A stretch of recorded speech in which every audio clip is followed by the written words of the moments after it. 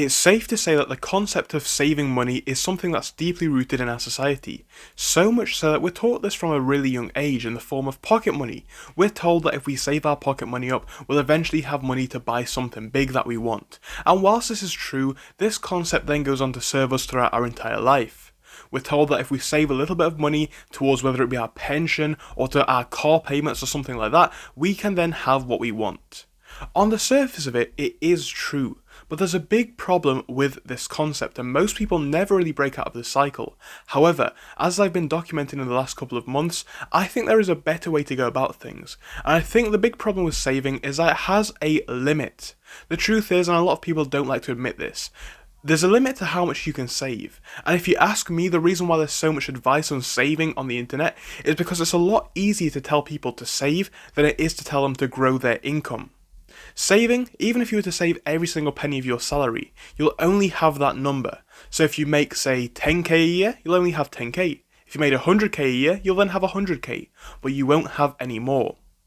What I personally think is a better way to go about things is to start to build a portfolio of either businesses or income streams in some way that will build your net worth over the long run. The thing about saving, especially at the moment, is it doesn't really work as a concept.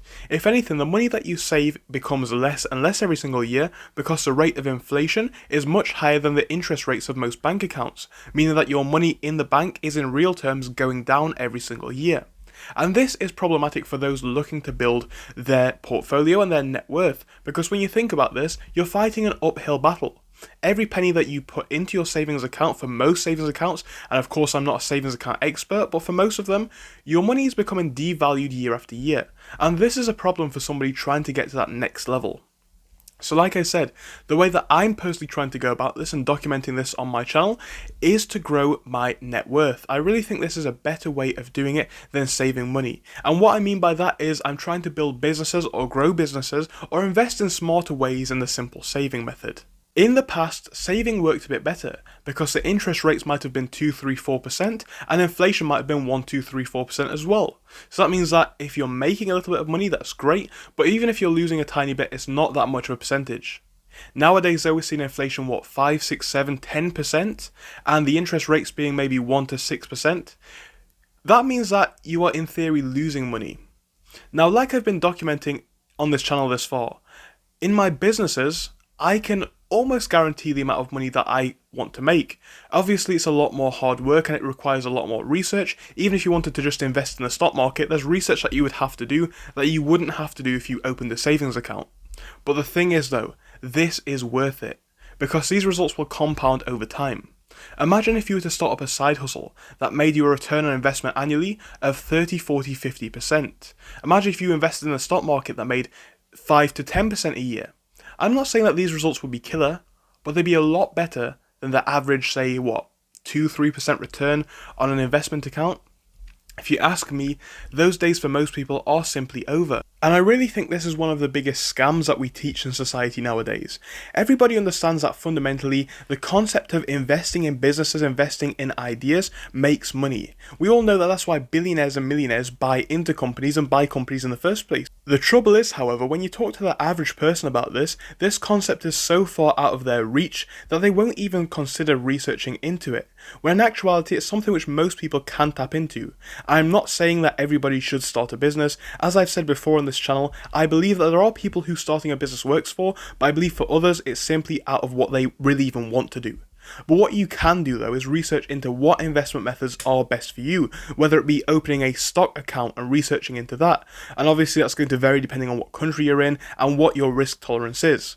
And like I always say in this channel, I don't really want to talk about a specific opportunity that I would look into, because I really do think that with topics like this, it's so subjective, it would be quite controversial for me to say this is the best thing to do. But what I am trying to say though is, if you've got an hour spare, 2 hours spare a day, you've got to ask yourself, with this time, could I be making my money grow? Especially in a time of such hardship, many people are struggling to pay their average bills right now. But that doesn't necessarily have to be the case, because there are opportunities now with the internet, with AI, and all of these new technologies that are coming in, which mean that you can have a better life than you could have even previously had. I believe though that the big mistake that most people are making is still working to the old world systems. Because let's face it, with the way that wages and inflation are going up, people are not having enough money, people are not having the money that they even had a couple of years ago, so clearly that system isn't working to the same degree anymore. But what we now have is a new set of opportunities, and this isn't necessarily a problem.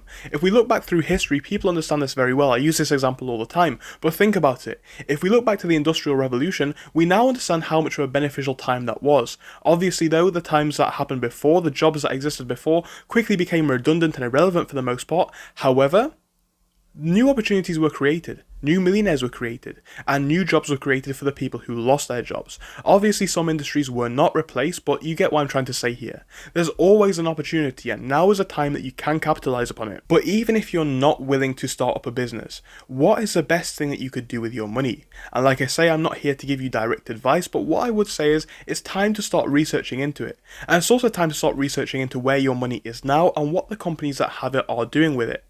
Think about it. If your money's in a bank, this money is probably already being invested or leveraged out to people, whether it be through the forms of banks' investments themselves or mortgages which the bank provides. The bank is making money on your money. But the question is, why is the bank making say 5, 10, 50, maybe even 20 or 25% or more on your money, and then you get 1-2% interest on top of it? In my opinion, if you think that banks are using your money and not making anything on top of it and just giving you a small percentage of it, I think you are thoroughly misguided. Like, think about it. These banks have billions, and with these billions, they can make a lot more. And that's why bankers are so rich. People understand this part, but they don't understand how they can capitalize upon it. It's about investing in what you believe in, and I think this is the best path to success. And again, I'm not necessarily saying that this is something that you should do, but I definitely would take a look into it. When I turned 18, I had some money in my bank. It was earned by me, but I decided that I want to move this out of the banking system, for the simple reason that this money is being managed by a bank, and bankers make billions and millions of pounds annually. So the question is, why am I letting somebody else manage my money and take all my profits, when in actuality I could be doing this myself? Ever since I've been investing in stocks, cryptocurrencies, and looking into businesses that I can invest in and buy. Also growing my own business portfolio, so I have an income stream which is going to benefit me in the long run.